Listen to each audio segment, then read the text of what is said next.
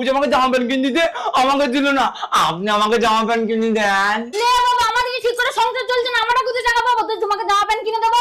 অত কথা শুনতে চাই না, দরকার পড়লে ভিক্ষা করে এনে দেন, কিন্তু আমাকে জামা প্যান্ট এনে দেন। বললাম তো জামা প্যান্ট কিনে দিতে পারবো না। ও তার মানে জামা প্যান্ট দেবেন না?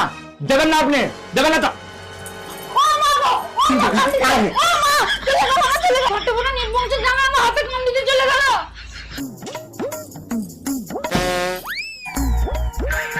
শাশুড়ি মা, শ্বশুর মশাই, আমি কিন্তু লাস্ট বার জিজ্ঞেস করছি, আমাকে দুর্গাপুজো জামা প্যান্ট কিনে দেবেন কি দেবেন না? আরে তুই এখনো যাসনি? আরে হ্যাঁ, তো আমি তো মনে করলাম ঘরে ঘরে চলে গেছে। হ্যাঁ, অত সহজে যাবো তো?